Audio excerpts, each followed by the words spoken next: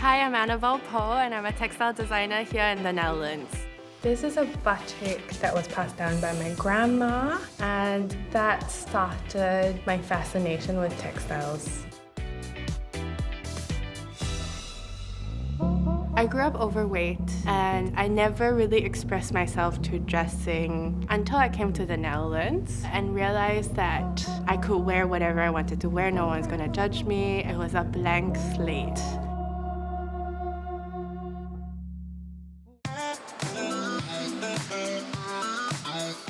I went to Design Academy Eindhoven, which was this radical design school that led you to exploring your own fascinations. And I learned about how the fashion industry has been extracting from society and nature for a long time. The textile industry is the fourth most polluting industry in the world. The materials that we use leaches into our ocean, into our water bodies, into our soil. It impacts people and their land. I realized that my career doesn't have to just be about making money. I can impact people through designing new materials, new inks, new systems. As my day job, I design materials for luxury, automotive, and fashion companies. But I'm very excited about a passion project I've started with a friend.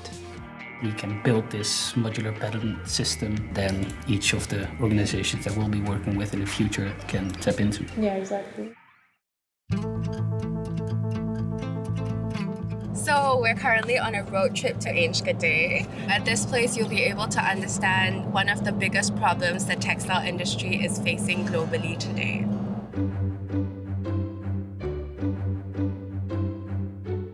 The Netherlands is a sorting hub for textiles in Western Europe, and today we're in a sorting facility. The best quality is kept recirculated in the thrift stores locally in the Netherlands. The second great quality is being exported to communities in the global south. Het zijn ook schoenen waar je nog wel wat mee kunt. Wat je nog kunt doorverkopen aan Afrika. Voor een land in Afrika zijn deze nog wel heel goed, bij wijze van. Because of fast fashion and the way we consume garments, more and more poor quality textiles are being exported to countries like Ghana. Their local fashion production cannot compete with the prices of these garments, so therefore a lot of these local production is wiped out. Secondly, that creates environmental problems because a lot of these textiles are destined for landfill on their beaches. Anabel here is wearing an outfit made out of home textiles, upcycled. Dad and I are starting a non-profit called Kantamanto Social Club, and we work with an amazing community at Kantamanto Market. They are a community of 30,000 people upcycling, repairing, reselling the waste that is thrown away here in the global north. Our mission here is to take responsibility for the textile waste that we create by learning from their techniques of making new clothes out of old clothes to basically do similar things here in the Netherlands.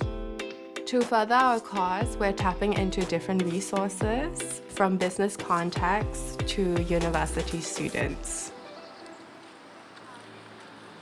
We are currently at Saxion University, and we're going to watch a final presentation from students on upcycling denim jeans. The Dutch market has a lot of reusable issues with clothing. You guys want to make a change in this. We have done research. We collaborate a lot with universities as we believe that students are the future of fashion. Jensen is very open about the footprint they leave behind. If they see a jacket and they see the story behind it, they are more willing to invest in that. Their final research project helps us create a foundation for a design system that we are building, where we intercept exported textiles that are destined for landfill and upcycle it here with social organizations and sell them here locally in shops. And if this system works, I would like to bring that back to Singapore. I moved here when I was 18. Coming to a new culture was quite alienating, but I call my mom every 2 days.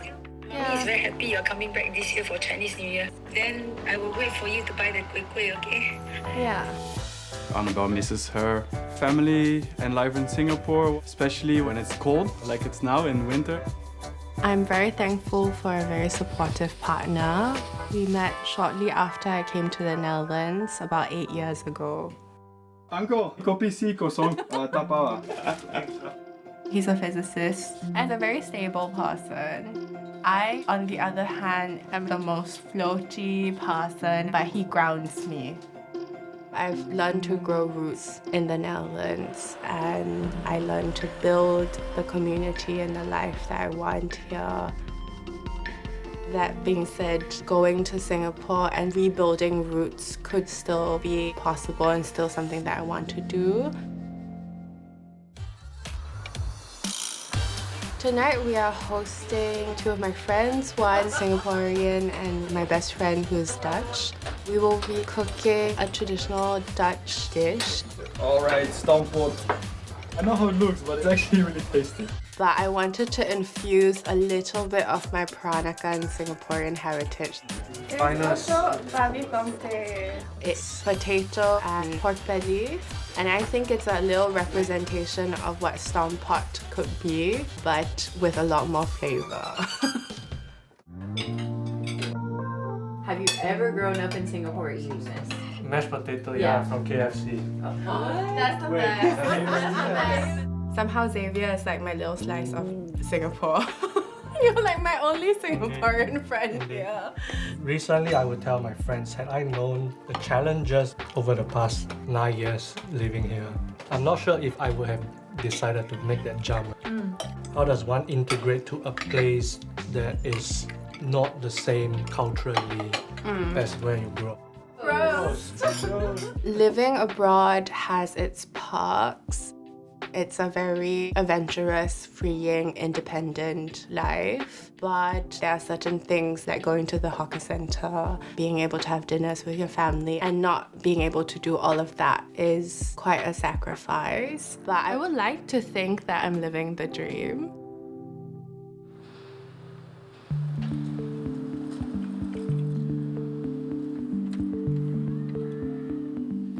I'm also a textile innovation designer at the New Materialist.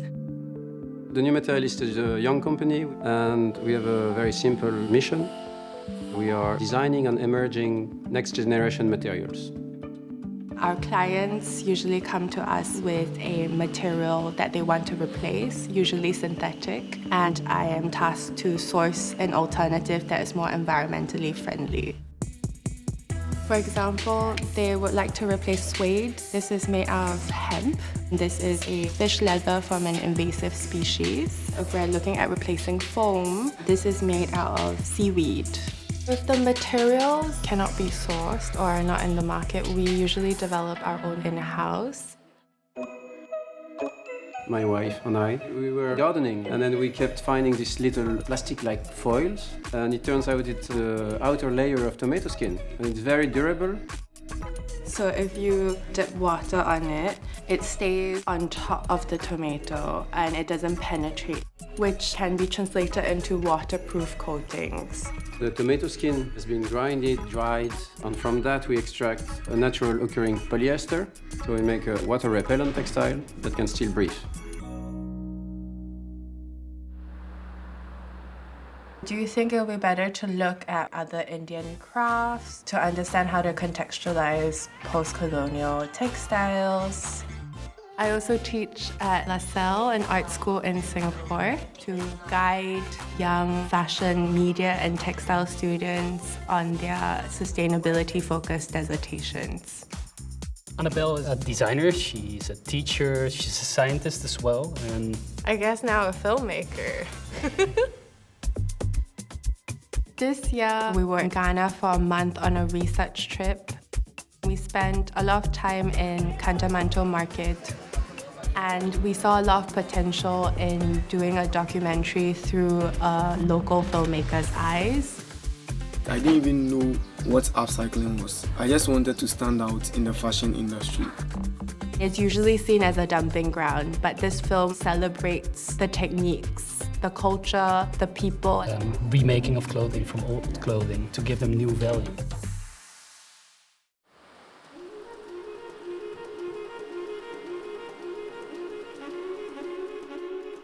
Here in the Van Abel Museum, we're showing 3 different outfits from 5 different designers in Ghana. This whole exhibition, with a curation of 300 designers, is about how design can bridge societies, concepts, and people. Designers from markets like Kantamanto never get to be in museums, and with our platform, we're able to give them that space. For the longest time, I was so busy being busy that I didn't realize that I was actually living the life that I actually wanted. This was carefully curated to fill my life with fulfilling and meaningful things and meaningful connections.